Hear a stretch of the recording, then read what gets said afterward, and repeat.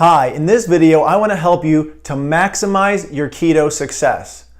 Whether you're brand new to keto, a seasoned veteran, or maybe someone who's done keto in the past but didn't find it as successful as they'd hoped, this video is definitely for you. My name is Dr. Joe from the Southside Health and Wellness Campus, and it's our goal to help you to cut through all the healthcare noise that's out there.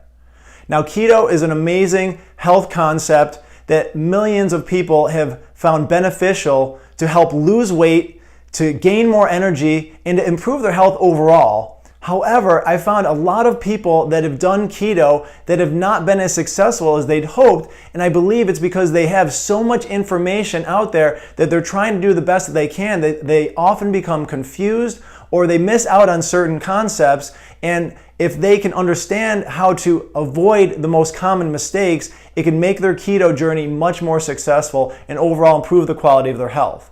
So my goal is before the end of this video, no matter what stage you're on, beginning or expert in keto, this will help you to improve the quality of your health through using keto. Keto is short for ketosis. This is a normal metabolic state that occurs when you do not have enough carbohydrates consumed from your diet to produce glucose or sugar for energy. This is basically the default form of energy that most people live on. So the liver instead utilizes fats taken in by the diet or from body fat reserves to create ketones. Now that is where the name keto comes from, or the ketogenic diet is the production of ketones. So in short, this is a low carbohydrate or high fat diet. So the goal is to take you from being a sugar burner and fat storer to a fat burner and also a lean muscle builder. So who can benefit from keto or a low carb, high fat diet? Well, I believe anybody can. I believe it's also incredible at helping people with chronic pain because in large part it helps to reduce inflammation in the body significantly. People with autoimmune conditions that the doctors often don't know where that's coming from, they often see tremendous improvements by doing the keto diet. Athletes, especially endurance athletes, have major improvements in their performance and sustained energy when doing the ketogenic diet. Fatigue or low energy is often improved significantly as well because the brain and the body runs very well on ketones instead of up and down spikes and crashes that it would normally be experiencing with sugar consumption on a daily basis. Therefore, mental clarity improves.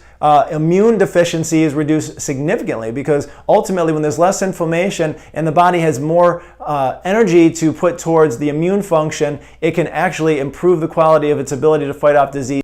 And any other unresolving health condition can be helped in many cases because of the keto diet.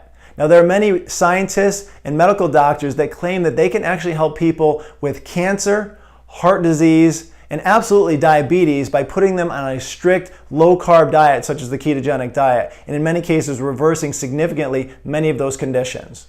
So let's look at the traditional food pyramid here for a minute. And I believe it's absolutely the fastest way to make someone obese or diabetic. Now, what do I mean by that? Well, the base of the standard traditional food pyramid is full of grains and breads and pastas and starches. And for years, people have been told to eat anywhere from 5 to 7 or upwards of 10 servings of those per day. Above that, there would be fruits and vegetables, which for the most part makes sense. Above that would be milk and dairy and other lean meats. And then above that would be more fats and oils and sweet types of foods. Now the problem with that is it's completely out of order with overall health and absolutely in an attempt to lose weight. Now let's look a little bit more at a more balanced food pyramid here. Now this is from Mercola.com, and I believe it has a great visual understanding as to what types of foods work very well in the ketogenic diet. So the base of this is vegetables and oils and fats that basically help to feed the body. And you can see there's quite an abundance of food on the base of this thing. Above that, we have proteins and grass-fed organic meats and poultry and grass-fed pastured eggs and Alaskan salmon and many other good health sources of fats, and proteins. And above that, we would get into some fruits, a lot more limited in this type of diet than other types of diets, even though fruits, by most accounts, are very healthy. They're obviously very sweet to the taste buds, but also have a lot of sugar in them as well. So consumption of that should be as low as possible during the ketogenic diet to be in proper ketosis.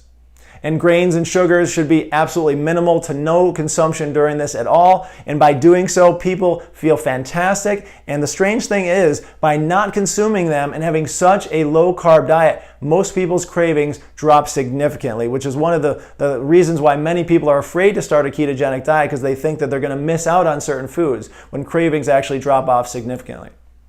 So you have to understand what macros are to understand what ketogenic diet is. So basically, it's short for macronutrients. And it's any of the nutritional components of the diet that are required in relatively large amounts, and those are proteins, carbohydrates, or fats, and also the macro minerals.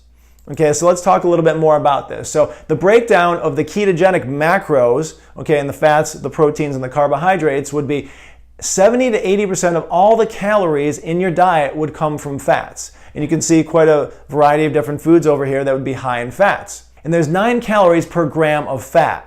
Now, many people get a little bit worried when they see that there's more calories in a gram of fat than there is in, say, carbohydrates or proteins, which is why historically a lot of people say when you eat fat, it makes you fat. Believe it or not, absolutely nothing could be further from the truth, because the body, when it burns fats, it's a much more efficient fuel source, and as we'll learn a little bit later, it's actually the sugars and carbohydrates that people consume that make them increase in body fat. Now, proteins, it would be 20 to 25% of calories come from that, and there's only 4 calories per gram. And then in the carbohydrates, very limited, 5 to 10% of all calories would come from carbohydrates. And those would be preferred from the more complex carbohydrates versus the grains and pastas and starches and things like that. And again, there's 4 calories per gram of carbohydrate. Now, fiber is a carbohydrate, but it is in most cases considered net zero. Now that basically means when you consume 1 gram of fiber, your body has to use as much energy to break down that fiber as it's consuming, so it ultimately does not increase the caloric intake for the day. And when doing the macros for the ketogenic diet, in most cases the fiber is subtracted from the total amount of carbohydrates consumed, such that maybe 50 grams is consumed in the day. If you consume 25 grams of fiber, then your net carbohydrates would be 25 grams. So how do you know when you're in ketosis? Well, basically, measuring ketone levels and successfully burning fat is when you know that you're in ketosis, which is the goal for so many people attempting to lose weight. So there's urine strips that can be used that will measure something called acetoacetate. And basically a person would stick the urine strip into a urine sample and measure how many ketones are being excreted from the body. Breath is another way. Acetone is emitted through the body. As the body starts to produce ketones, there's often a slight acetone smell that might first be noticed on a person's breath as they're having this acetone leaving the body. And then 3, which I believe is the most effective way, is a ketone blood level, and it's measured by a simple finger stick, very similar to if a person was measuring for blood sugar if they had diabetes or prediabetes. And they're measuring something called beta hydroxybutyrate. And this, I believe, is the most accurate way to measure the amount of ketones that are in the body. Because in the first 2 cases, the urine or the breath, it's when the body is excreting ketones. However, in the blood, it's a measurement of how many ketones are actually being circulated through the body and available to be used as an energy source. Which ultimately, when the body is not using glucose, it's using ketones as an energy source to run all the major organs. And that is the key, is to have as many of those ketones available in that low carbohydrate situation. And then if a person doesn't want to get into doing finger sticks or any of these other measurements, they can also just simply watch their weight loss and their belt line shrinking, which is an ultimate goal for so many people anyways. And in many cases, people can tell when they're in and out of ketosis if they've been doing it for a period of time. So to be in the early stages of ketosis, you're looking for blood ketone levels, going back to number 3 that I talked about using a meter, of 0.5 to 1.5 millimoles per liter. Now this indicates that your body is producing ketones from fats you are eating or from body fat. So the key here is to realize when you're eating a high-fat diet, your body will use that to produce ketones, or when it doesn't have enough of them available immediately, it will dip into body fat reserves, which is ultimately the goal for people losing weight. So optimal ketosis is slightly higher than this level here. It's when you achieve a blood level of around 1.5 to 3 millimoles per liter to achieve maximum fat burning. So when in ketosis, your body is successfully fat adapted. And that basically means it will prefer burning ketones over glucose, which is ultimately what most people have been used to most of their lives. And this leads to all the health benefits that were discussed and we'll be talking about in the future of this video. So, real quick, I want people to understand something about exogenous ketones. Now, this is a ketone supplement such as beta-hydroxybutyrate salts that people take from outside the body, which means exogenous, versus being produced in the body, which is called endogenous. It's important for people to understand them, and many people ask the question, should I take them or should I not? Well, let's get a basic understanding of what this can do to the body, and then you have to make that decision for yourself. But it may help the transition into nutritional ketosis, where your body's making it, and lessen some of the initial symptoms that people experience early on in keto. And you'll hear about something later called the keto flu, which is that transition that the body's having from glucose burning to fat burning, where the person might have a little bit low energy, or their brain might be a little bit foggy, or they're just not as motivated to do what they really want to do. Now, that is often short-lived, but many people live in the keto flu very long. And ultimately, some cases, they don't even really get rid of some of those symptoms, which is why we want to help them to minimize the keto mistakes that we'll talk about later. So it also may help to cut down on hunger since it provides ketones for immediate use. So basically, the powder or capsule a person would take actually is a ketone. So when it's taken into the body is using it as a fuel source. And ultimately, it may not be hungry because remember, the purpose of eating is to fuel our body. So if the ketones are available, the body basically may not require much more food immediately and cause you to have a little bit less of that. So additionally, this would contribute to weight loss because hunger ultimately causes people to eat more, and more calories over time can contribute to weight gain. It may help with cognitive function because those ketones are readily available to give to the brain immediately as the body's in that transition phase where it's not as used to burning ketones, it's not as efficient at doing so. It's not yet fat adapted like we spoke of before. And it may help with energy levels, especially in athletic performance, and if a person gets into intermittent fasting, which we'll talk about, because those ketones are available even though calories are not being consumed. My favorite meter is using the Keto Mojo. You can see this reading here says 1.2, so that's the millimoles per liter. And ultimately, if you're getting to 0.5, it means you're in ketosis, but around 1.5 is an ultimate goal to get to, upwards of about 3.0, indicating you're really in solid nutritional ketosis. So, keto foods to eat. Now, there's quite a few of them here, and we're going to go through a lot of these quickly. This is from dietdoctor.com, a tremendous website that has amazing visual aids and information about keto. But ultimately, you can see you're looking for natural fats, meats, eggs, fish and seafood, cheese, and vegetables, preferably that grow above ground because they're less glycemic. Now, if you go from the left to the right, you're going to see these things become much more glycemic. So fruit here at 7 to 20, and for the most part, almost all of them fall outside of the normal amounts. Now, for the purpose of this visual, a number below 7 is pretty good, but a number above that definitely gets a lot more glycemic. And as you see, you go from fruit to potatoes, pastas at 29, breads at 46, chocolate bars at 60. That would cause a person to absolutely stay out of ketosis if they're dealing with that much glucose in their body, because as we'll talk about in a minute, you can't be burning glucose and ketones at the same time with any great degree. So vegetables above ground, pretty much almost all of them are available. The green leafy vegetables, avocado, the darling of keto and health in general. Tomatoes, eggplant, broccoli, cabbage, cauliflower, kale, phenomenal for nutritional value and wonderful for fiber and other things and all the nutrients that come along with it. And then peppers and Brussels sprouts and things like that. So this whole list would be absolutely acceptable on the keto diet. Now, vegetables below ground, except for possibly carrots and onions, okay, and the beetroot here on the lowest level, and not in tons and tons of supply, we start to get way too glycemic to really be consuming these. Now, sweet potatoes are not necessarily a bad food. However, if a person's trying to stay away from carbohydrates to get into ketosis, that would often be enough to help kick them out of ketosis. Or if they were going to have it, they'd have to have a very small amount of it. Okay, potatoes, even though it's slightly less glycemic, less of a number here, it is more glycemic than sweet potatoes and should be avoided for sure. Fruit, Now, these three fruits, basically the berries, raspberry, blackberries, strawberries, are some of the best fruit, not in large amounts because they do have a fair amount of sugar, but as you can see by the number 5 and 6, it's definitely lower than even, say, blueberries, which is up at 12, almost double that of these other ones. So ultimately, that can cause a person, if they're consuming a lot of that, to kick out of ketosis, even though fruit has many other health benefits to it. When trying to do the ketogenic diet, may not be something you're going to want to do a lot of. Okay, the rest of the fruits here, except for maybe coconut, which actually is a fruit, cantaloupe, plums, lemons, okay? These are kind of in the acceptable range, but as soon as you get over here, grapes, banana, 20, that's going to definitely kick a person out of ketosis. So for the most part, you want to try to avoid most of these fruits, or if you do have a very small amount of it, maybe like a quarter of an apple or something like that, but definitely not a lot. Nuts are fantastic for keto. They have a lot of fats in them and a fair amount of protein and very low in carbohydrates for the most part, but as you'll see, some of them not so good. Pecan, Brazil, macadamia, walnuts, hazelnuts, some of the best. Peanuts are, yes, at that number about 7, but ultimately not the best thing to consume. It's a legume. It is a little bit more starchy in some cases, and in many cases not processed very well by the body.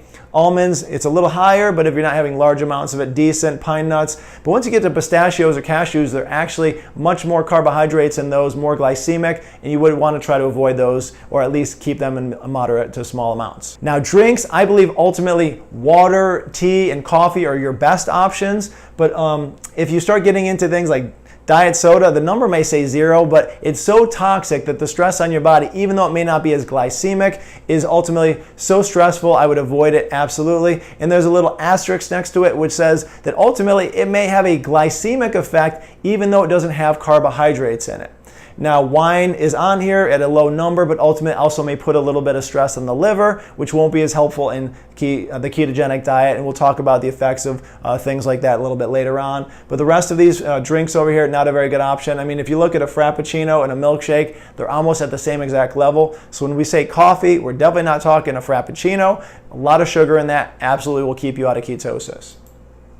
Sweeteners, for the most part, you don't want to have a ton of sweeteners in general because ultimately you want your palate to stop craving for sugars. But if you're going to have it, I believe stevia is absolutely the best option. Erythritol is also a very commonly used one in the ketogenic diet. Now, if you do stevia, however, make sure you're using the liquid stevia or absolutely 100% stevia. As you read stevia in the raw here, okay, you can see the numbers are different, 0 to 11, because this one has dextrose, which is a form of sugar added to it. So you absolutely want to try to avoid that. Synthetic sweeteners here, even though they're supposedly no calories and should have no glycemic effect, they do, and they trick the body, often wanting to have additional sweets. So I'd avoid those. Okay, Splenda, Equal, Sweet and Low, things like that. Diet sodas of any sorts. Truvia has stevia and erythritol put together, so you can try that as well. But once you get into these other things, you can see that maximum number allowed on this type of chart is 100, and it's because the glycemic amount is fully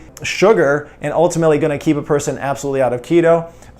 So white sugar, brown sugar, maple. Now some of these may be healthier than others, like a maple syrup or honey would be far better than processed white sugar in some ways because of the nutrients in it, but it will cause the same glycemic spike and would affect a person's effective goals trying to be achieved in the ketogenic diet. Keto sauces, you got butter, olive oil, coconut oil. Coconut oil is phenomenal. Definitely consider that if you're going to do this. Mayonnaise, as long as it doesn't have like soy and other things like that added to it, often higher in fat and low in carbohydrates, and a few others as well. If you're going to do a salad dressing, absolutely look at it and make sure there's a little to no carbohydrate on the label, and try to get it just mostly oils and vinegars and things like that would be fantastic. Apple cider vinegar is fantastic, so if you're going to make a dressing with a form of olive oil or avocado oil or something like that with apple cider vinegar, phenomenal option for you. A lot of other health benefits that come from it as well. So let's look at this. 20 grams of carbohydrates on each plate. So you can see these are pretty full plates, whether it be nuts or vegetables or fruits. Now let's compare that to 20 grams of carbs on the plate that are processed carbohydrates. Looks white and dead and not so healthy. So ultimately you want to get that food that has a lot more nutrient value. So if you're going to get carbs, I would seek the fruit and the vegetables as options far better than getting this type of thing. So if you want it looks void of all nutrition, but I suppose you could try it and see how your body fares, but I wouldn't recommend it. So let's talk about some keto success tips that I found to be incredibly effective to help people to get into ketosis as quickly as possible. Intermittent fasting, I believe, is the second best way to jumpstart keto, to get you into ketosis, maximize weight loss, stabilize blood sugar, and ultimately optimize healing. So to understand fasting, I believe it's important to understand eating first and what happens to the body when you eat something, especially if it's got carbohydrates in it. So when you eat, you will raise insulin levels more or less based off of what you eat, but if it's carbohydrate rich, it will absolutely raise those insulin levels because the blood sugar levels are raised up more. Now, some of the glucose from that food will be used immediately for energy needs to have you moving around and doing different things, daily activities. And beyond that, your body has to get rid of the excess amount that's in the blood. So some of it is stored as glycogen, which is a complex carbohydrate. And it will put some of that in the liver for periods between meals and some in other cells in the body. And you can have storage of upwards of about 24 hours of glycogen.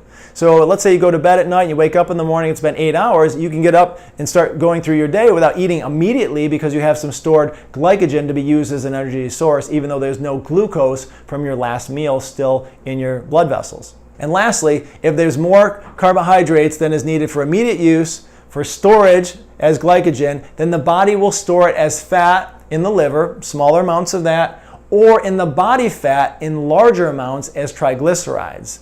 Now, this is incredibly important. Ultimately, it is eating food that causes insulin to be elevated, which causes glucose to be used, glycogen stored, or body fat to be produced as energy for later. So when people think that it's eating fat that causes them to gain weight, they have to realize it's actually eating foods that cause them to elevate insulin levels, which is usually a carbohydrate. And this will cause a person to gain weight faster than anything else. So remember that. It's not eating fats that raises your triglycerides as much as it is eating sugars, which stores the excess amount as triglyceride in the body fat. And that's why a person will over time feel like they've continued to gain more and more weight. So now that you understand eating and what happens there, let's look at fasting, or the opposite of that, when you have not eaten for a period of time. So when you fast, insulin levels will decrease because it's not needed to basically push that glucose into the cells or to be used as energy immediately. So glucagon is produced, which is insulin's opposite hormone. Now, stored glycogen can be used to fuel the body for immediate energy needs after a period of fasting, like waking up in the morning, and the reserves can be anywhere from 24 to 36 hours if you're quite sedentary. Now, if you're really active and doing endurance types of training, you might burn that off in 1 to 2 hours. So all your glycogen reserves or stored energy as glycogen can be depleted in 1 to 2 hours. Or if you're doing very intense exercises, such as high intensity interval training, in 20 to 60 minutes, you could burn through all of your glycogen reserves. Why is that important? If a person wants to get into ketosis faster and dip into burning body fat, then the more sedentary you are, the less likely it is to occur. If you're doing endurance activities, say as long, walking and running, you may dip into that, or cycling. But if you do some intense exercises where you're back and forth and you give yourself some rest periods in between, you might basically get into burning through the glycogen and into those body fat reserves much quicker. So stored fat in the liver and body fat are used for fuel to provide energy when glucagon is in high amounts. When this happens, you have the often desired outcome of weight loss, which is the goal for so many people on the ketogenic diet. So a possible benefit of intermittent fasting is also something called autophagy. It's a natural and regulated breakdown of old, worn out, abnormal, or malfunctioning cells or parts of the cells. Now, what does that mean? It's basically recycling that goes on inside the body. When something is not being used for immediate purposes, the body will go in and scavenge this stuff up and reuse those parts. The fiber, and the proteins and the fats that might be found in the body in different areas can be utilized again to help run the body more efficiently. So this can significantly increase by intermittent fasting when the body does not have to exert large amounts of energy for digestion. Now, one of the key things people have to understand is we only have so much energy. And when a person finds himself eating 3 and 4 and 5 and 6 times a day, such as in the first example of eating and that insulin level spiking all the time, there's not a lot of energy left over for other things because digestion is consuming large amounts of the energy. So autophagy is basically a way for your immune system and your overall body to start to go out and scavenge up things that are just not supportive for the body. And it helps to extend a natural process called apoptosis, which is also natural cell death, because ultimately the cells in our body have to grow and they have to die. And when the cells that are dying off are replaced by healthier cells, then a person feels overall healthier. And that is improved during the intermittent fasting. So autophagy works with that apoptosis in many ways. And that's why many researchers actually feel that intermittent fasting and the ketogenic diet used together can have significant improvements on people even dealing with cancer. And ultimately something you can look into and talk to some other researchers, medical doctors that may be dealing with that, but something to look into for sure.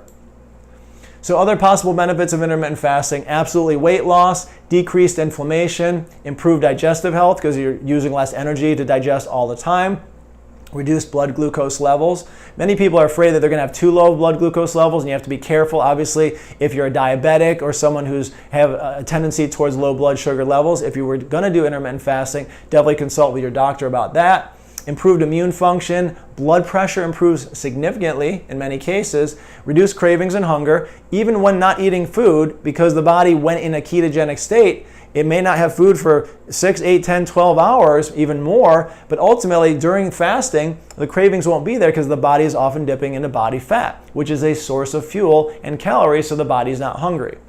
Mental clarity improves, growth hormone production improves significantly during intermittent fasting, and a lot of research shows that that's one of the absolute best ways to continue to feel and act young because of the increased production of growth hormone from intermittent fasting.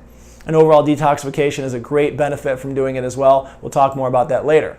So types of intermittent fasting, I'm going to go through these kind of quickly, but there's alternate day fasting where you're eating one day and you're not on another. It's great for weight loss, but it may be hard for some people to adhere to, and it can contribute to some unhealthy long-term health eating habits. So a lot of people may find that that's a little bit harder to get into. There's the 1 day per week fasting where you just basically pick any day of the week, don't eat for that day, and then you just go on to eating normally the next day. So it's popular, reasonably easy to adhere to in most cases, but slightly less weight loss than alternate day fasting would occur. So tremendous weight loss in this, but in many cases, like I said, there's some deficits to that. Now these are all opinions, of course, so look into it yourself or try out what would work for you if you're going to do this at all. 1 meal per day fasting, so you have a single, often larger meal during the day. Lots of weight loss during this, but difficult to adhere to. Now, one quick thing I want to point out is when you see this, you're going to think, wow, you're just starving yourself and you're going to lose weight. That's like the calorie reduction diets that I've tried in the past. Nothing is further from the truth. Intermittent fasting is completely different from calorie reduction and starvation types of diets. Those ultimately cause your metabolism to crash and reduce the amount of energy being burned, versus intermittent fasting often improves metabolic activity. And if you want more information on this without going into crazy detail here, please check out the link below, because that will help you to see a video that I produced about intermittent fasting versus calorie restriction and the tremendous benefits that one has and the other one does not. Next, we're going to get into up to the 9th hour fasting, which is fasting for the first 9 waking hours, such as, from 6 a.m. you wake up and you don't eat till 3 p.m. Now, the pros are it's easier for some people who aren't exactly hungry earlier in the day, but it might be slightly long for people to basically get into, and they don't have a lot of maximum energy because of that really long period of time when they're waking up and having to often start their day, go to work or school or whatever it is that they're doing. Now let's get into some of these, which I feel are some of the better forms overall. There's a 5-2 fasting, so you might eat regularly for 5 days, and for 2 days you would basically cut down on your calories significantly. It's not exactly fasting, but it does fall into the category many people call it a fasting. You're just reducing the calories significantly, say maybe to 500 to 800 calories on that fasting day. The pros are it's effective for weight loss and comfort, pretty easy to do in most cases, but it's not exactly fasting, so you won't get into that autophagy and support some of those other health benefits like I mentioned. Now, nightly fasting, a lot of people actually do this, they don't actually realize it. It's not eating after dinner, possibly 3 to 5 hours before bed. And then the pros would be basically you wake up in the morning and you just eat regularly. Not too bad. So it may be one of the easiest ways for people to adhere to, because a lot of people actually do this. But it may not be long enough to encourage a lot of the other health benefits like we're going to talk about. Because if you eat at 7 o'clock at night and you go to bed at 10, wake up at 6 in the morning, that may only be 11 hours. Not too bad in some cases, but ultimately it may not be sufficient to get into some of the deeper levels of healing that autophagy would allow you to do. Time restricted is probably the most popular in my opinion, and absolutely the most favorable as well. I like a 16-8 fasting situation where ultimately you're fasting for a longer period followed by a shorter window of eating. So how does this work? So if I ate until 6 o'clock at night and I didn't eat after dinner and I wake up at 6 in the morning, it's now 12 hours.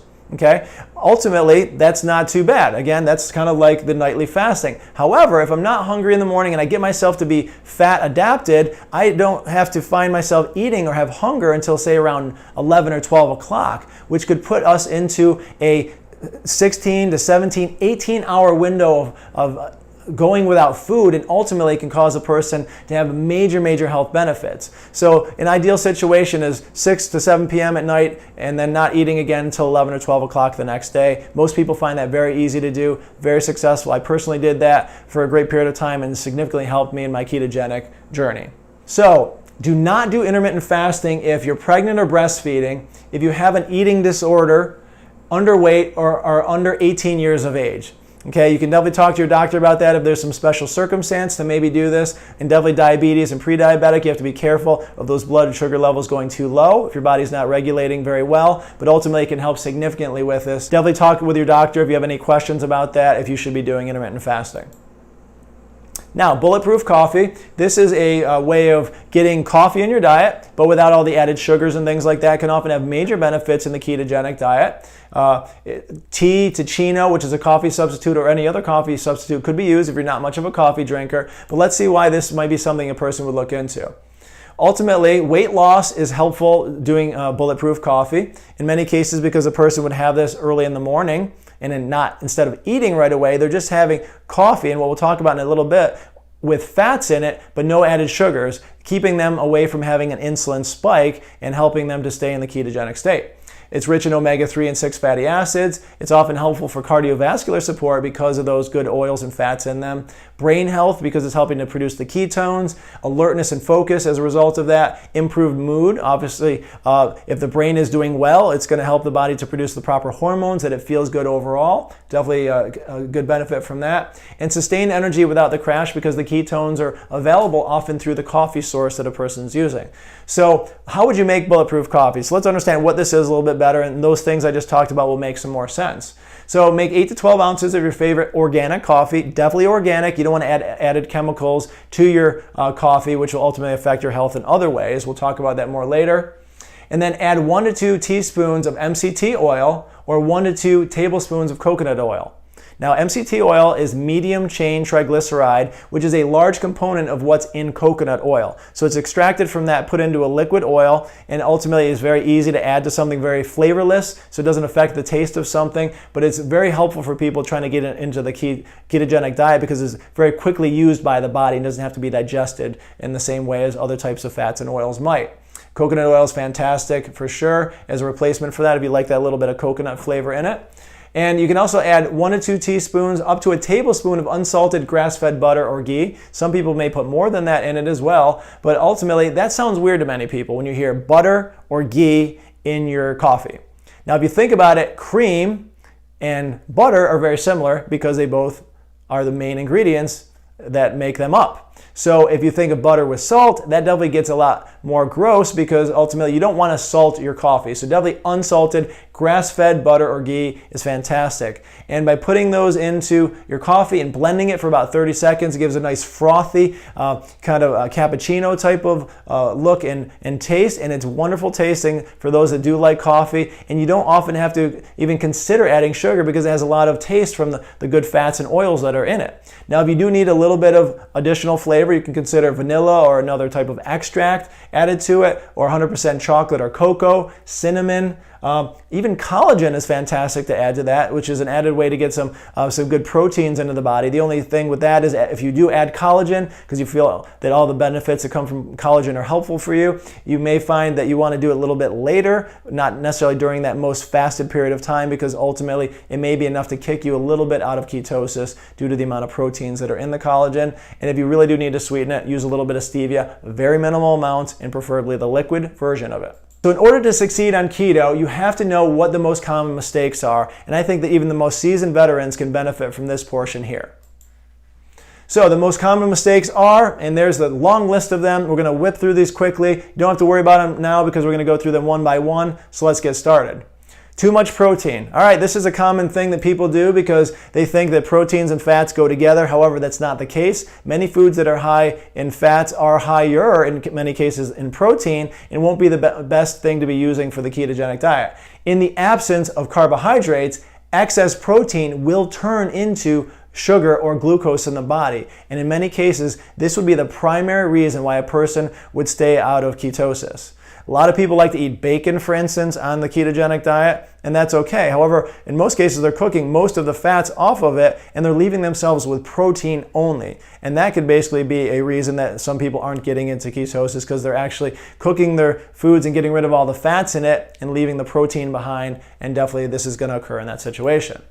Too much dairy, especially cheese. Okay, people love cheese. I like cheese, especially unpasteurized raw cheese is fantastic. However, many people use it in excess, and many people are actually allergic or sensitive to it, causing allergic reactions, phlegm, mucus, congestion in the body. Hormones can often be in dairy, especially if it's non-organic or grass-fed versions of dairy. And if that's internalized in the body, that can throw it off significantly. The macros may be out of balance. I'll show you a picture of that in a moment. In digestive issues, many people become constipated from dairy or diarrhea or gas or bloating because they're not digesting it very well. So definitely be more cautious with how much you're using. Dairy from the source of like cream, butter, some cheeses for different people are okay, but once you get into like milk or things like that, there's way too much sugar in it anyway, so you want to avoid that. All right, so let's look at the macros here real quick. Some cheese has, worse macros than others. This has 60% fat, 67, 73. Protein over here is 26%. So you just have to look at those as well, and don't just think every cheese is the same way. The macros on this, if you eat a lot of it, it's definitely going to throw you out of balance and may make it where you don't even get into ketosis. So that could be one of the major reasons why a person struggles.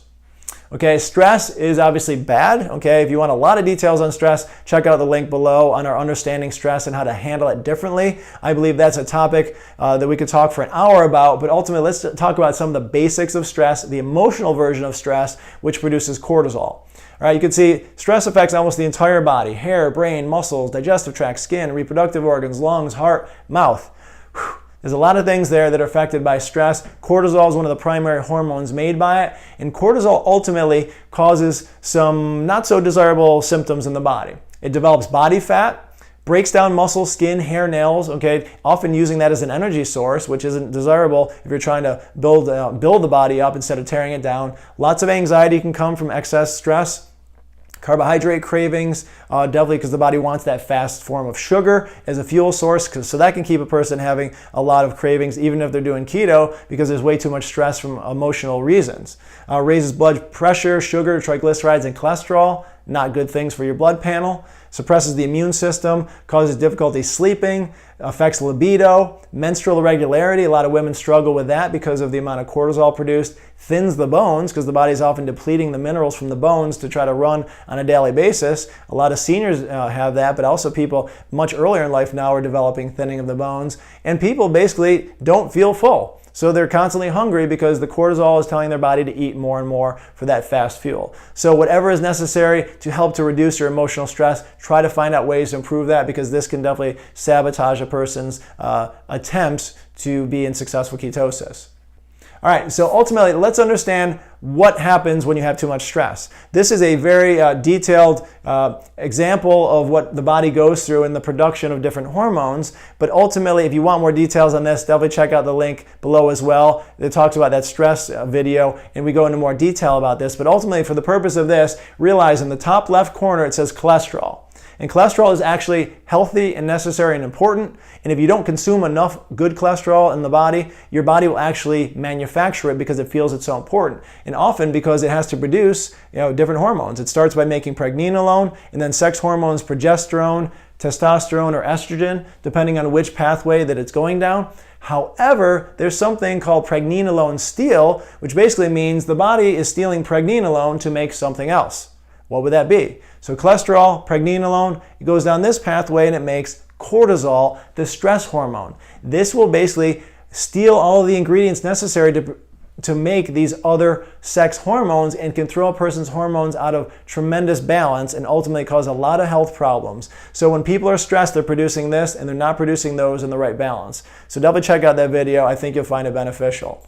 So number 4, physical pain or stress in the body, okay? Let's check this out. Most people think of emotional stress only, but physical is also a big contributor to the production of cortisol. When you're in pain, you produce cortisol. When you're in pain, you have to take a lot of extra medications, which puts a lot of extra stress on the liver and kidneys and other organs in the body. And when you're in pain, you don't sleep well. So depending on whatever type of pain you're dealing with, seek answers for that. I think it's important to try to figure out how to address physical pain, not just covering it up, but seeking out the root cause of it. If you have a pebble in your shoe, I use this example all the time, take it out. Pain goes away, don't cover it up. Okay, so definitely check out ways to improve that. Chiropractic, massage, acupuncture, things like that.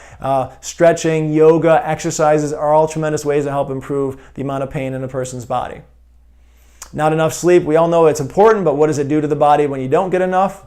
Well, ultimately it affects your memory and thinking, suppresses the immune system, contributes to anxiety. One of the biggest reasons for anxiety is people aren't sleeping well, often depression.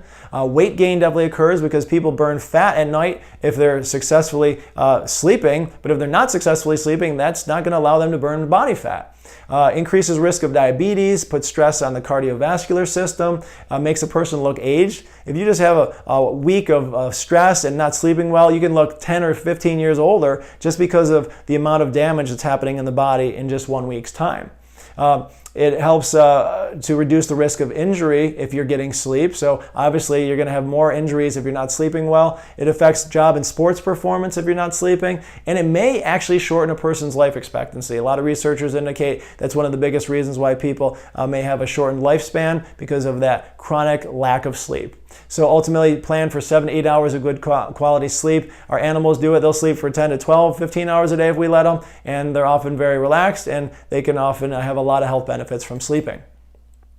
Another one is low thyroid function. A lot of people feel that they may have thyroid problems, but they don't realize that they actually do. The symptoms may be there, but their blood tests aren't showing it. And ultimately, that's not always the best indicator of thyroid function. But ultimately, knowing that the thyroid is a little organ that sits right here, very important. And let's see what it actually does. All right, so the brain has to communicate to the pituitary to tell the thyroid what to do. And as we'll see in a minute, it has a lot of benefits from that. It produces certain hormones which then go to the liver and other organs in the body to try to properly convert it into active hormones. Why is that important? Well, basically, a lot has to happen for the thyroid hormones to properly be used. If that gets out of balance, the thyroid gets stressed. When the thyroid gets stressed, it often becomes dysfunctional and eventually can cause major long-term health problems. And let's find out what the thyroid actually does. It's involved in metabolism, so basically it's your thermostat, so it helps you to burn off more fuel. So if you feel like you're not burning off fuel, it's because your metabolism has been lowered and ultimately the thyroid's not working well. Body temperature, if a person feels cold all the time, it's often because their metabolism's lowered and they're not burning as much energy as well. Heart rate, breathing, bowel activity, skin, hair, and nail health. A lot of people have skin, hair, and nail problems, and it's actually because their thyroid's not working well and it's contributing to those symptoms that they're experiencing. Muscle strength is important, menstrual cycle activity, and cholesterol levels. A lot of people have issues with their blood cholesterol levels and they're not really sure where it's coming from, in many cases because the thyroid's not functioning at optimum. It's often negatively affected by prior dieting attempts. Nothing will sabotage thyroid function more than the starvation methods that people have used in the past to try to cut their calories. Because people will cut calories and they might lose weight for a little bit of time, but as soon as they start eating again, the metabolism's been so slowed down that the weight is put on very quickly, often surpassing where they were before they started the diets that they were on before. Stress, obviously, that's going to affect a lot of things. Liver dysfunction, because the liver is necessary to convert thyroid hormones. Toxins are very stressful to the thyroid because it's right here next to the throat. So ultimately, as we consume foods and things that may have toxins in them, it's obviously very close to that, and it may actually attract some of those toxins right into it. Heavy metals and chemicals are some of the most prominent, and low iodine levels are very important. So understanding thyroid function, you have to understand what iodine does. Okay, years ago, people had major iodine issues, and they started to put it into salt, which may not be the best form of iodine out there, but it helped to prevent people from developing these goiters in their thyroid from major thyroid dysfunction. But lack of iodine is very, very prevalent in our culture still. And it does affect thyroid health, affects metabolism. Reproductive health is absolutely affected by iodine, lack of those minerals. Hormones are not very regulated if we don't have sufficient amounts of iodine. It helps with immune function. Very important for immune function, cognitive function, thinking, protection against radiation, and it supports the body against cancer. So iodine, not talked about a lot by a lot of people, but ultimately one of the most important minerals out there. And many people do blood work and they feel that nothing comes back positive and everything's okay, but it's not always the best test to indicate that you're low or becoming excessively low in a number, because it may be in the normal range, but not getting enough into the tissues to sufficiently run all these different body systems. So we have a simple test where you can basically put iodine on the forearm and just see how long it actually stays there, and measures over the next hours to day. And depending on how quickly your body uses it up, helps to give a baseline understanding of how much iodine is available for your body on a day-to-day basis. You can talk to a natural health care provider that uses that test, or give us a call if you want to get that. Very simple, it takes about 20 seconds. All right, excess estrogen, what does this have to do with the ketogenic diet? Well, let's find out how this occurs. Well, first of all, eating commercially grown meats, drinking commercial dairy with added hormones can be a major inhibitor of health and definitely affect a person in the ketogenic diet. Now, why would hormones be in those things? Often because the feed that these animals are consuming have lots of added things to them to cause them to grow faster and to produce more milk, and ultimately that causes the animal to absorb that, and it passes along into the meat or into the dairy. Plant-based estrogens, what are called phytoestrogens, such as soy being the biggest contributor in our culture, can definitely mimic estrogen in the body. So most women often have a condition called estrogen dominance. And ultimately, that means there's more estrogen to progesterone ratio, and it keeps their cycle kind of irregular and having a lot of premenstrual symptoms and things like that. But men also have small amounts of estrogen in their bodies, and when they consume these phytoestrogens, that can tremendously throw their hormone levels out of balance, because we're supposed to have far more testosterone than estrogen in our bodies. Okay, pesticides, herbicides, and fungicides are what's called xenoestrogens, and they mimic estrogen as well. So when these things are absorbed in the foods that we're consuming and in our environment, that can actually cause our body to have major endocrine or hormone imbalances as a result of it, often mimicking estrogen, throwing things out of balance. And then excess fat, believe it or not, actually can make estrogen as well. Fat is like an organ, and it can store lots of things, including toxins, which we'll talk about later, but ultimately it can also produce estrogen, which the more body fat a person produces, the larger that organ is, the more estrogen produced, and that can actually cause a person to gain more and more weight and further throw their hormones out of balance. So to reduce excess estrogen, avoid the things we mentioned above by buying local, organic, free-range meats, and eggs, definitely eggs as well. Grow gardens of your own, or go to farmers markets and use a veggie wash if you're going to buy something that's not organic, because at least that or a vinegar solution can be helpful to get that superficial stuff off. Now, a lot of those pesticides and herbicides might be inside the vegetable because it was sprayed on it as it was growing, but at least try to get the stuff off on the surface, and look into some of the fruits and vegetables that have larger amounts of pesticides on them, and try to avoid those, at least if you're not going to do organic at all. So eat more cruciferous vegetables. These are great, like kale, Brussels sprouts, and broccoli. In fact, when those are consumed, they will often help to balance out the hormones in the body. So if there's excess amounts of certain hormones, like the estrogen being out of balance, that can often try to pull those, what's called androgens, those hormones out of the body. It can be very beneficial. Intense exercise with sufficient rest is also very important to try to reduce excess estrogen, because that just keeps things in balance, okay, by producing the good hormones such as testosterone and progesterone and growth hormone. Those things can be a better balance, but make sure you're not overtraining or you're producing cortisol, and that will throw things out of balance. Definitely losing body fat, which is a goal for a lot of people in the ketogenic diet, is important, because then you're stopping the production of a lot of that excess estrogen. And then number 15 below, we're going to talk about a very important way to help keep excess estrogen low. Low fiber consumption is a big thing, okay? Many people do not consume enough fiber on the ketogenic diet because they're not eating as many vegetables. They're eating a lot of oils and meats, which are obviously in the right form very healthy and very supportive for the ketogenic diet, but often at the exclusion of fruits and vegetables because maybe they were only getting their fiber before the ketogenic diet from fruits or really sweet things like that, or sweet vegetables as well. So when people avoid those, often the fiber goes out with it. But things like avocado and chia seeds are fantastic, Brussels sprouts, some berries, like I said, small amounts, coconut, very high in fiber, leafy greens and things like that. So you can look those up anywhere to find out how much fiber is in certain foods, but definitely trying to pursue those. Flax seeds are great as well, not a huge amount, but a very good energy fuel source for different things because of the fats in it as well. We'll talk about flaxseed in a moment. But soluble fiber and insoluble fiber are two different forms of fiber that exist in fruits and vegetables. And soluble fiber helps with digestion, helps you to feel full, regulates blood sugar, helps with heart disease, cholesterol balance, and prebiotic inulin is a prebiotic food that's a fiber, and it actually feeds the bacteria. The BIOS in the gut is actually fed by prebiotics, and obviously that can be helpful as a form of fiber.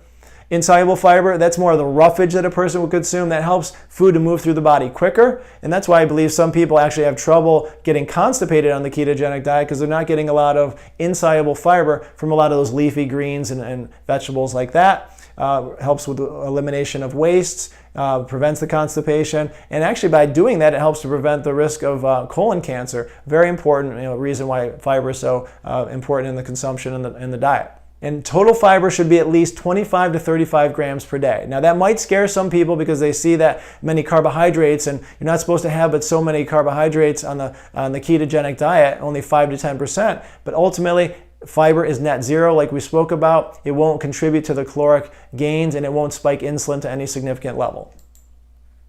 So benefits of flax seeds, there's a lot of them. Okay, high fiber, weight loss, healthy skin, hair, lowers cholesterol, digestive health, antioxidants, helps fight cancer in many ways because of the omega-3 fatty acids in it. It's gluten-free for people on that gluten-free type of restricted diet, which keto is great for because you're not eating grains for the most part on the ketogenic diet. And it helps with hormones and menopause. So you can check out the macros on that. They're fantastic. I believe 2 tablespoons of fresh ground flax seeds per day is an amazing health practice, and definitely when you're doing the ketogenic diet. So get the seeds fresh, grind them with a coffee grinder, and then put them in something at that point, and it's a phenomenal way to get fats and fiber and a lot of nutrients. Chia is great as well, one of the highest forms of fiber that you can consume. Many people will just put a little bit of it on, like say yogurt or something. I believe a fair amount, like a tablespoon or more, is a good idea. And if you want to actually blend it, it's great to help break out the outer husks of that chia seeds. It makes you absorb a little bit better. And if you put it in liquid, it's great as well because it will kind of gelatinize and create like a pearl type of effect, almost like tapioca. And it's often great in different drinks. Many people will find it in kombucha and stuff like that when they consume that. It has chia seeds in it. A lot of nutrients in that as well. So poor gut health, the microbiome, microflora, and pH can often be thrown off because of lack of certain vegetables and fruits that people are consuming. So it's important to have a healthy gut for your immune system, for vitamin absorption and production. Your metabolism really requires a very good healthy gut. Bacteria in the gut help to keep your metabolism going strong, helps reduce inflammation, definitely contributes to a reduction in obesity when you have a very diverse amount of good bacteria in the gut, so that's important. Brain health, actually, and one of the most amazing books that I've ever read, 2 books actually, from the same author, is Grain Brain and Brain Maker, and this is from Dr. Perlmutter. I definitely recommend, if you have any interest in understanding how to improve the quality of brain function and nerve function, read either of these books, but definitely Dr. Perlmutter is fantastic, and he actually has shown through research and other scientific studies that there's a possible link to Alzheimer's disease and autism. Okay, so a lot of people struggle with these things. Alzheimer's disease is prevalent in our culture, and a lot of children with autism. So good, healthy gut flora and good health in the gut is so important in trying to keep those things at bay. So definitely check out those books. So number 10, low vegetable consumption, as we talked about. Why? Because there's low amounts of micronutrients. Vegetables are needed, so any of these things are important. So again, do not dismiss the importance of eating vegetables. It's not just fats and oils and meats that people consume on the keto diet to get those macros. You need these in absolute amounts, and don't be afraid that you're going to overconsume. You will not overconsume kale. You'll have to have plates and plates and plates of this to get an excess amount of glucose in your body. And in fact, there's so much fiber, it would stop you way before that would ever happen. So definitely a lot of vegetables, especially those that are above ground. All right, so now we've got low mineral consumption. This is a big one, and I believe this contributes to some of the biggest symptoms that people experience when they're on a ketogenic diet, because they're not consuming or absorbing enough of those minerals, often in the vegetables that we just spoke of. So potassium, magnesium, calcium, iodine, sodium. Sodium is actually an important mineral. Many people are afraid to consume sodium, and ultimately, unless you have a tremendously reduced sodium restricted diet from your medical doctor, sodium is something to consider having a little bit more of in the right form, especially Celtic sea salt or Himalayan sea salt versus the traditional white iodized sea salt. They have a lot of other microminerals that are attached with that, and very important for the body function. And during ketogenic activity where your body's burning fat, you will often find that the body will use up a lot of the sodium that's often in the body as well as other minerals, so it's important to try to consume more of that. You can look at all these different minerals that we talked about. Many of them actually are found in meats, which is great, but vegetables I believe is one of the best sources. And actually I believe minerals, when doing the ketogenic diet, if any thing is needing of supplementation, I believe minerals are one of those. Calcium, magnesium, potassium, some of the biggest needs for added amounts, or iodine if you're low on that and having thyroid dysfunction. Definitely consuming those in a supplement form can be very helpful. So organically bound minerals, calcium lactate, magnesium, these are a few examples. Standard Process is a great company. These are all food-based products, and the minerals are well absorbed. So definitely look into something that's food-based and a really good absorbable form of the mineral, not just some junk that is wasted in the body. And they say it causes expensive urine. So look that up. So low gallbladder function. Now this is an important one because this is a higher fat diet. Now people often say, I just can't digest fats very well. In many cases, their liver and their gallbladder are not functioning very well. And this is very important to understand, and one of the biggest reasons why a person may struggle digesting fats. So it's a very little organ here. If you look at the gallbladder compared to the liver, it's very small. Now, the liver makes bile and the gallbladder stores it, but ultimately, without good gallbladder function, it's going to tremendously affect a person's ability to digest fats and be effective on the ketogenic diet. And more importantly than that, overall health is absolutely affected when the gallbladder is not functioning well. So the gallbladder helps to concentrate and store bile from the liver. So it doesn't just store the liver bile, but it actually concentrates it, making it much more effective at degreasing things, which is ultimately what it does as an emulsifier of fats. Degreasers basically have emulsifiers in them that break down those larger fat particles into smaller amounts. We've all experienced this if we've had grease on our hands and tried to wash it with water. It smears, but if you use some kind of a soap, then those emulsifiers in it break down those fats and it washes off. That's what basically bile does and allows us to digest our fats properly. Okay, it helps in the absorption of fat, soluble vitamins, A, D, E, and K, very important. It's beneficial to a way to help eliminate toxins as a byproduct of old worn out blood cells into the bowels. The body is so smart, it will actually use old worn out cells like red blood cells, make bile out of it, which is slippery, and then helps to lubricate the bowels for good bowel activity. And ultimately, people that have trouble with constipation, often they have trouble with their gallbladder and or their liver. So if a person's having trouble with their gallbladder or if it's been removed, it's important to understand what these are. Cholesterol is an example of a bile salt made by Standard Process, and ultimately when taken with fatty foods, when you consume them, and definitely would be on a ketogenic diet, the bile salts are in that helps to emulsify and help break down those fats. So I definitely recommend looking into that if you have trouble with your gallbladder or have had it removed because of a surgical need. And digestive enzymes also have lipase in it, which helps the body to digest fats even better, so those can be consumed with a meal as well. Now, eating too frequently or having the excess insulin produced in the body is important. We talked about eating before, and basically when you eat, insulin is produced, especially if there's carbohydrates, but even if you're eating frequently throughout the day, like small meals 4 and 5 or 6 times a day plus snacking, ultimately insulin is being produced and fat storing is occurring. Now, most people are trying not to store fat on the ketogenic diet, they're trying to lose fat. So you will not be in ketosis or fat burning if you have too much insulin or glucose. So even if you're not consuming a lot of glucose, but you're consuming a lot of meals, even if there's a fair amount of proteins in it, you might be getting little amounts of insulin produced multiple times a day, and that can kick a person out of ketosis and not have the effective fat burning that they're looking for. So definitely consider eating less frequently, which is where intermittent fasting is so successful when doing that with the ketogenic diet. So ultimately, having less meals is important. One very common mistake on the ketogenic diet is a lot of people don't consume enough water. In fact, you need to consume more water than usual because as your body is losing body fat, it will be losing some extra water. And certain salts and minerals may be lost as well. So it's super important to have those minerals like we spoke of, but definitely enough water as well. And in many cases, a person can add a little bit of like sea salt or something like that to their water with a little bit of lemon if they want it to be flavored a little bit to help them to hydrate better. But what are the benefits of water? Well, it helps your metabolism, prevents headaches, healthy skin, better mood, more energy, better digestion, absolutely weight loss, and a healthy heart. So it's vital for keto success. So now we're going to talk about something called the keto flu. And I want people to understand what this is because it's going to have a lot to do with number 15 that we talk about in a moment. Symptoms of this, which occur often in the early stages of keto, but often stay around with people much during their keto journey if things aren't processing properly, are fatigue, dizziness, food cravings, nausea and digestive disturbances, sleeping difficulty, irritability or mood changes, brain fog, and rashes and skin eruptions. There's even a thing called a keto rash.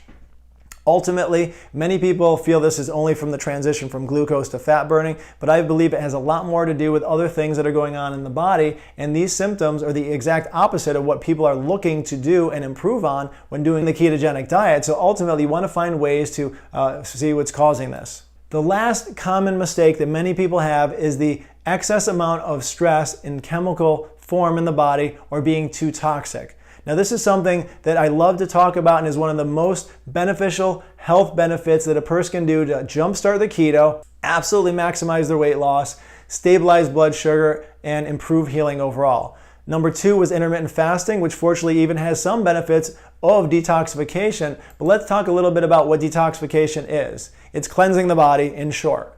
And it's removing impurities from the blood in the liver, where toxins are processed for elimination, and the body also eliminates through the kidneys, intestines, lungs, lymphatic system, and the skin.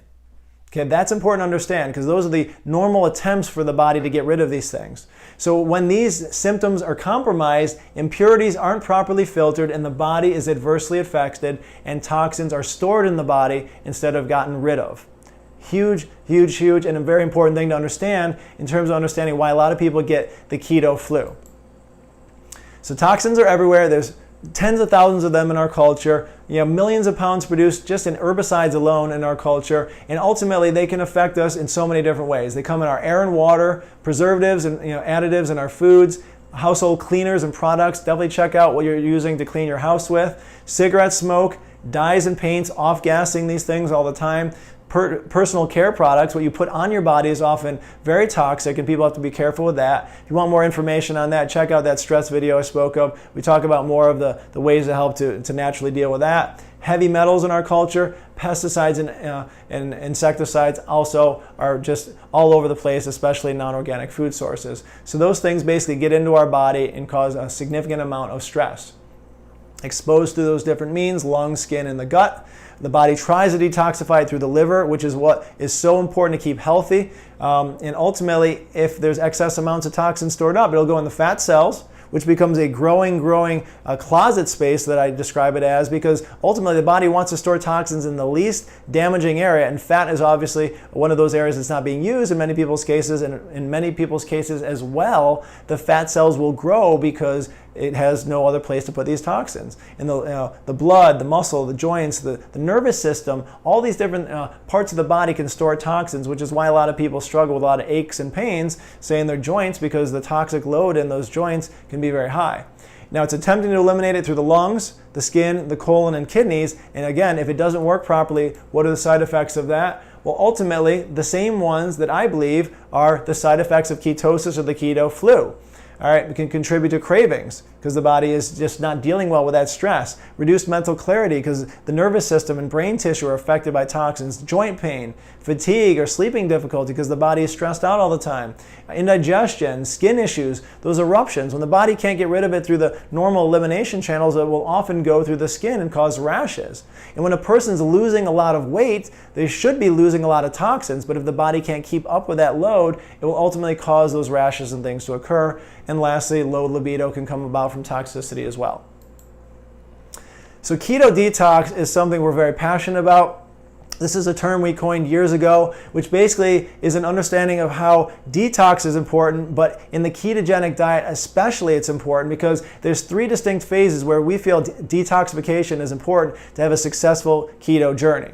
Now it can be before you start to detoxify the body to prepare it for maximum weight loss and effective keto.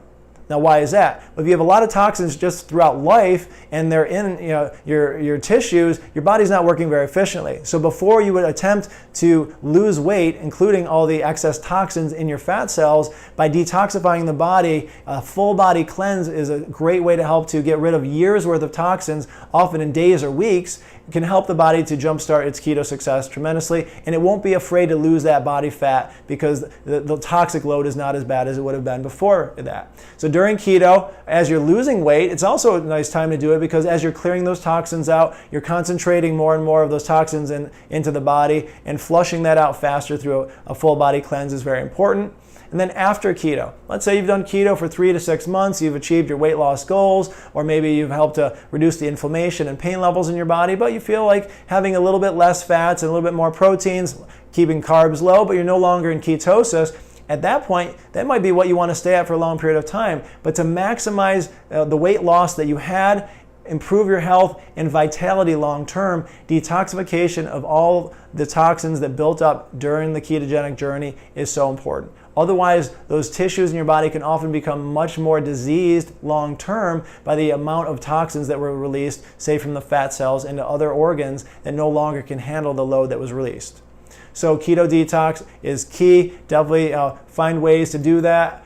We love Standard Process. They've got a tremendous detoxification program that is full body from liver to kidneys to lymphatic system and helps the body to flush out years and years worth of toxins, often in 3 weeks. This is a 3-week cleanse. We definitely love this. We put thousands of people through this over the years.